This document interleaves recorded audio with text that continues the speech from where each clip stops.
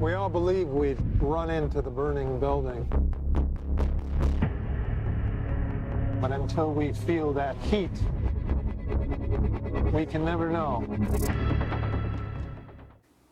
That's from the movie Tenet. It's the new Christopher Nolan film that could kickstart the summer season. That is, if there is one. A new survey by Variety shows that 7 in 10 people would rather now watch new movies at home.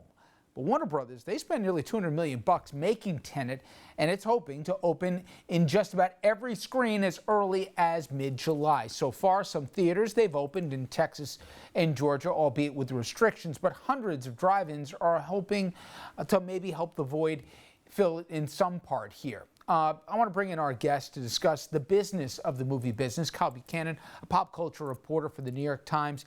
Kyle, thanks for the time. And I'm curious already, has the consumption model for movies been forever altered in that people, I just showed the poll that 7 in 10, they'd rather see it at home. And we all have to make calculations with risk rewards with COVID as to, you know, what we're willing to do. And given how many businesses have already shuttered and won't reopen, in terms of the volume of theaters that are out there, in terms of what production companies will be willing to put money in going forward and the size of the films they'd be willing to take risks on, let alone where people will be able to watch them or be willing to, how much has changed before the theaters open in real spirit?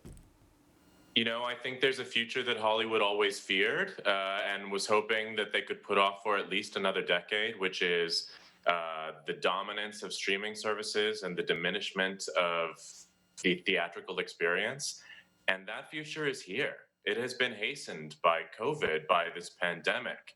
And the question is, when things go back to normal, is there really going to still be a normal for the movie industry? So much, like you said, is about to change, not least of which are consumer viewing habits. We've already noticed with Netflix and an onslaught of new streaming services that there's plenty for consumers to watch at home. It's easier, it's more convenient, sometimes less expensive.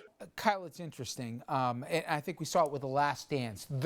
The craving for new content, and I know people have exhausted, you know, the Netflix libraries for crying out loud, but people so desperately want that. We've seen it with sports, and certainly with against every attempt. I couldn't stop the kids. They downloaded that Scoob movie for $20, okay, and they're not alone, okay.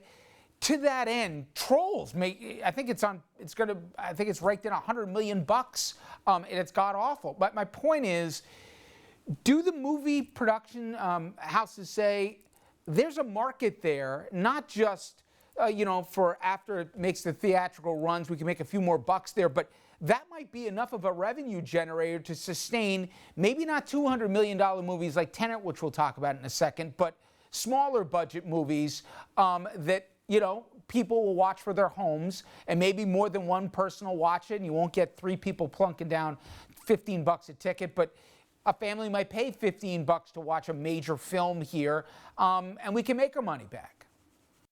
This has sort of become the most large-scale experiment Hollywood has attempted in some time, completely inadvertently. I think these studios would rather not have to be putting these films out on demand. But what they're finding is interesting and complicated. Like you said, Trolls World Tour was kind of the canary in the coal mine, the brightly colored, garish canary in the coal mine. And it made something like $100 million on demand. That's nothing to sneeze at. However, worldwide, if it were in theaters, it likely would have made more. Plus, that $100 million that it made on demand was pretty much always coming to it after its theatrical run.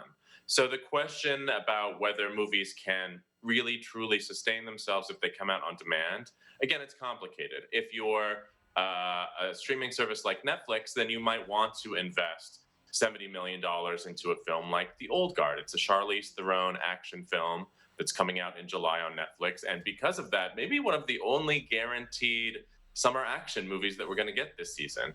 But if you're Universal and you've made a movie like, the latest in the Fast and the Furious franchise, They decided instead of releasing that online like they did with Trolls, they would move it a year because the amount of money that a blockbuster can still make in theaters is over $1 billion, and there's no sign yet that on demand, a digital release can come anywhere close to those numbers. A lot of films push back their release dates for obvious reasons. Who knows where we're going to be in July and August and beyond, but let's start with Tenet. And Chris Nolan movies, they're made for theaters, and I know that, and he holds a lot of sway, that he's going to open it in a theater. We don't know what will happen, but he's not going to be cowed from that. To that end, Kyle, is it do they keep it in movies twice as long? Do they have twice as many showings with half the audiences, given,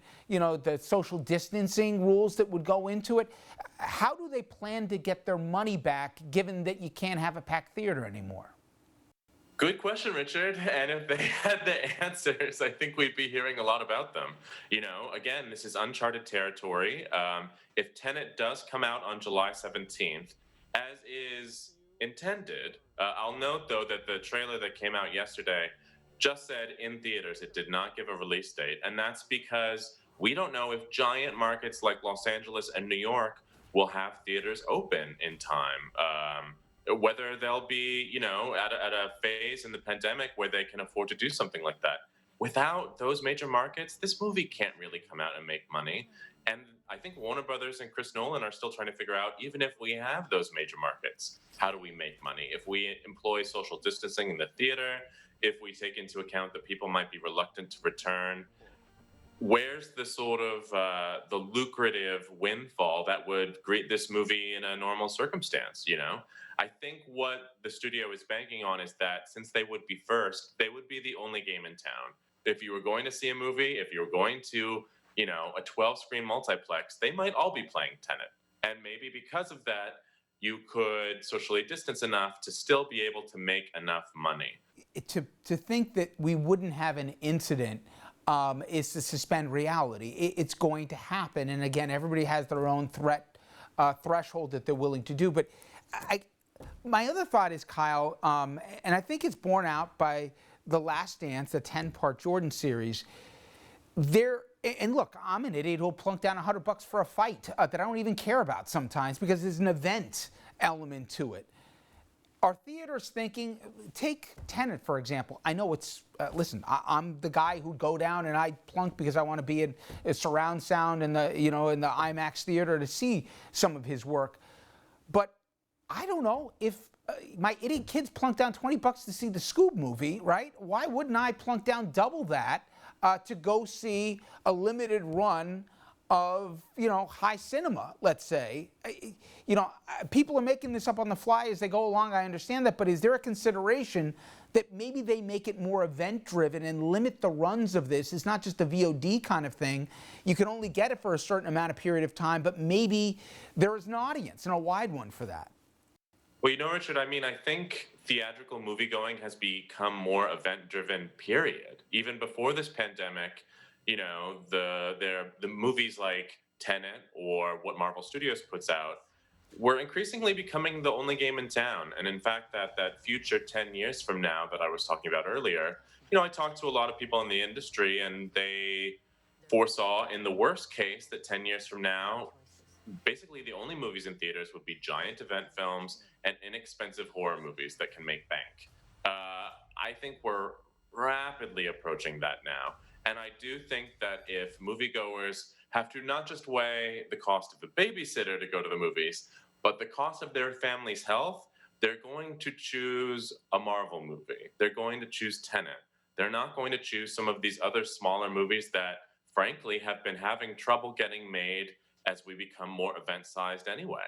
And those movies are going to increasingly seem like a streaming bet exclusively. So that's why when I say, will things return to normal after this, I don't think there is a normal. I think even if you waved a magic wand and everybody was immune and could go to theaters tomorrow, we would not be returning to the same climate of movie going that we had in January or February.